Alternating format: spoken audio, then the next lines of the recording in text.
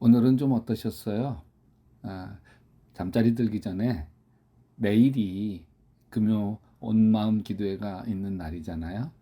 내일 저녁에는 온마음 기도회 가야지. 그 마음 품고 편안하게 잠자리에 들면 좋겠습니다. 자, 오늘 고단했던 하루, 자, 지금 잠자리 들기 전 먼저 조용히 하나님과 교제하는 정시 기도를 드리십시다.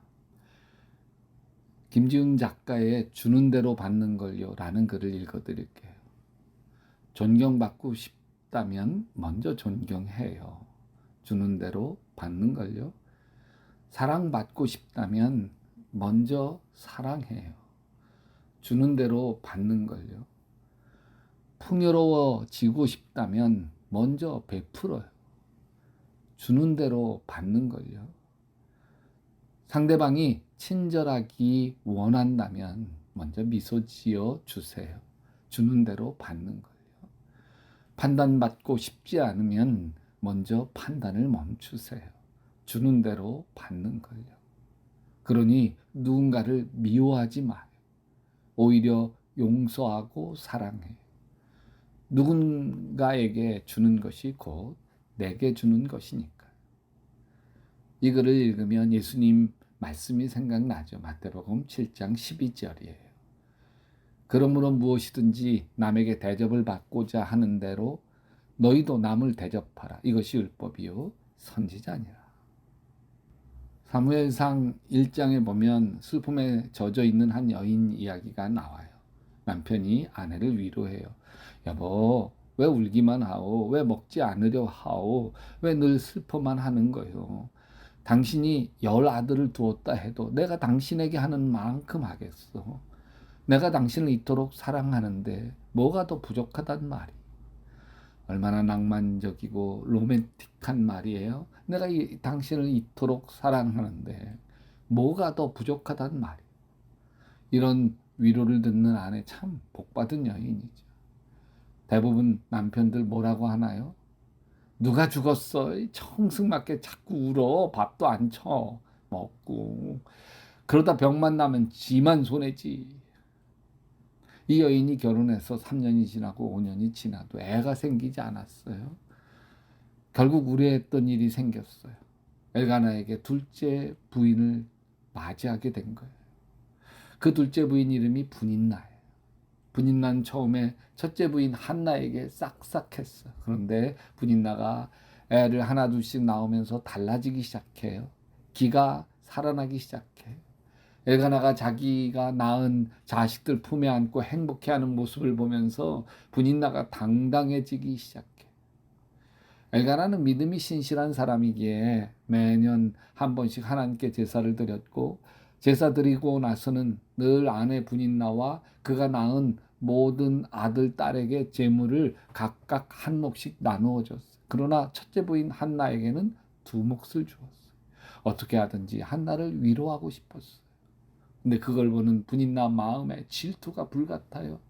자식을 낳게 되자 안방마님 한나가 우습게 보이기 시작한 거예요. 아이도 낳지 못하는 한나가 여전히 남편 엘가나 사랑을 독차지하는 게 못 견디게 화가 나요. 그래서 늘 한나를 괴롭히고 업신여기요. 조강지처는 모래 애도 못 낳는 주제.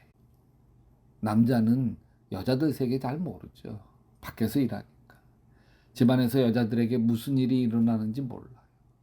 분인나와 한나 두 여인에게 남편이 집을 나가는 순간부터 문제가 생기기 시작해요. 분인나는 한나를 괴롭혀요. 분인나가 한나의 마음을 늘 뒤집어 놓으니 울기만 하죠. 한나는 아무것도 먹지 않아요. 그럴 때마다 남편 엘가나가 위로하죠. 내가 이토록 당신을 사랑하니 뭐가 부족하오. 한나도 분인나가 죽이고 싶도록 미웠을 거예요. 굴러온 돌이 박힌 돌 빼내고 있는 거죠.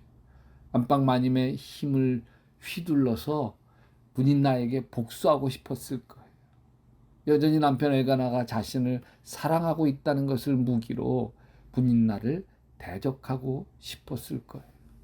만일 한나가 분인나를 대적하는 것에 몰두했다면 한나가 분인나가 되고 말았을 거예요. 미워하면 닮아갑니다. 이런 이야기도 있잖아요.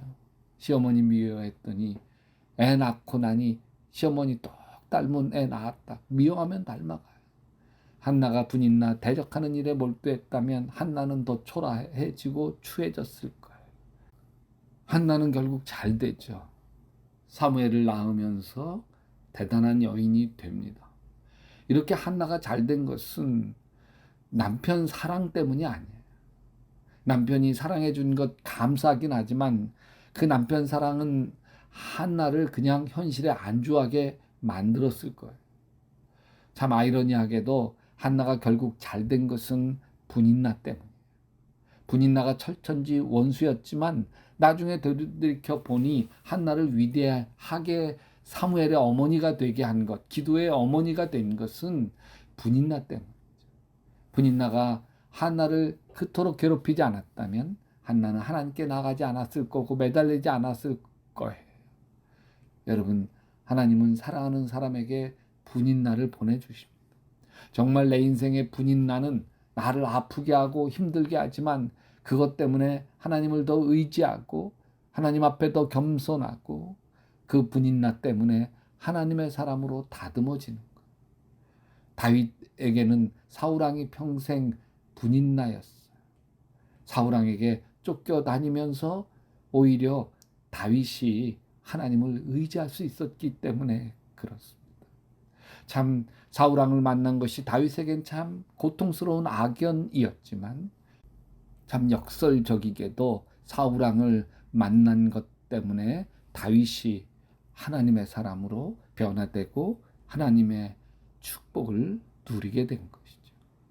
하나님 아버지, 내 인생에 분인나가 있습니다. 나를 아프게 하는 사람, 힘겹게 하는 분인나가 있습니다. 미워하고 원망하면서 내가 추해지지 아니하게 하시고 기도하고 하나님의 뜻을 헤아리면서 오히려 하나님께 더 가까이 가게 하시옵소서. 예수님의 이름으로 기도합니다. 여러분도 계속 기도하시다 예수님 품에서 예수님 꿈꾸시기 바랍니다.